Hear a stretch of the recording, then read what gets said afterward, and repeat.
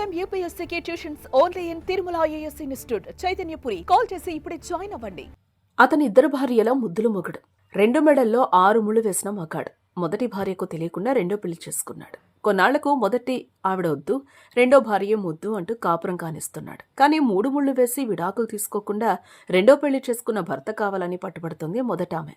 నేను పంపనంటోంది రెండో ఆమె. వ్యవహారం పోలీస్ స్టేషన్కు చేరడంతో అక్కడ జరిగిన పంచాయతీ ఆసక్తిగా మారింది.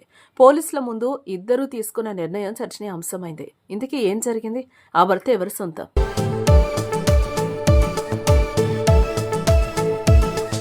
కామం కావచ్చు, అవసరం కావచ్చు, కారణాలు ఏవైనా ఇంట్లో ఇల్లాలను పెట్టుకుని మరో ప్రియురాలని మెయింటైన్ చేస్తున్న మగోళ్లు ఇటీవల పెరిగిపోయారు.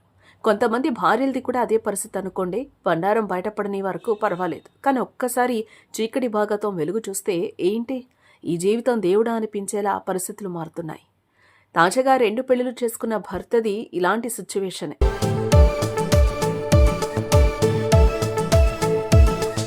బీహార్లోని పూర్నియా జిల్లా పోలీసులను రూపౌలిన్ ప్రాంతానికి చెందిన ఓ మహిళ ఆశ్రయించింది. సూపరింటెండెంట్ కార్తికేయ శర్మను కలిసి తన భర్తపై ఫిర్యాదు చేసింది. తనను పెళ్లాడి వదిలి వెళ్లిపోయాడని, పిల్లలతో ఉన్న జీవనం కష్టంగా మారిందని వాపోయింది. కనీసం భరణం కూడా అందించడం లేదని పేర్కొంది. అలాగే తనతో విడాకులు తీసుకోకుండానే మరో మహిళను పెళ్లాడాడని తెలిపింది. రెండో పెళ్లి గురించి తనకు తెలియనంత వరకు ఉండి తెలిసి అడిగా వదిలి వెళ్లిపోయాడంటూ వివరించింది. దీంతో పోలీసులు అతన్ని పిలిపించి కౌన్సిలింగ్ ఇచ్చారు. అంతేకాదు విడాకులు తీసుకోకుండా రెండో పెళ్లి చేసుకోవటం చట్టరీత్యా నేరమని, శిక్ష తప్పదని హెచ్చరించారు.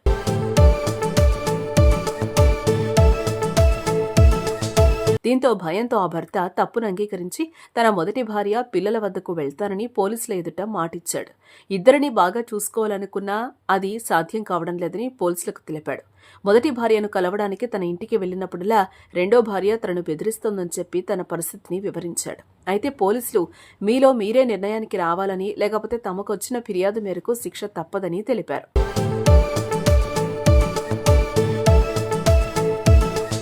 దీంతో భార్యలిద్దరూ భయపడ్డారు. ఇద్దరు పోలీసుల ఎదుటే ఓ నిర్ణయానికి వచ్చారు. భర్త పెద్ద భార్యతో 4 రోజులు, రెండో భార్యతో 3 రోజులు ఉండాలని ప్రతిపాదనను గ్రీన్ సిగ్నల్ ఇచ్చారు. అయితే పెద్ద భార్యతో 4 రోజులు ఉండడంపై మళ్లీ గొడవ మొదలు కావడంతో పోలీసులు కీలక సూచనలు చేశారు. పెద్ద భార్యతో భర్త 3 రోజులు, చిన్న భార్యతో 3 రోజులు ఉండొచ్చని పోలీసులు చెప్పారు. ఆ భర్తకు ఒక రోజు సెలవిచ్చారు. ఆ సెలవు రోజు ఎవరితో నివసిస్తాడనేది అతని ఇష్టానికి వదిలేశారు. అదే సమయంలో పెద్ద భార్య పిల్లల చదువు, పోషణ కోసం నెలకు 4,000 ఇవ్వాలని నిర్ణయించారు పోలీసులు. ఇది ఇద్దరు భార్యల ముద్దుల మొగుడి కథ. మరి మీరేమంటారో కామెంట్ చేయండి.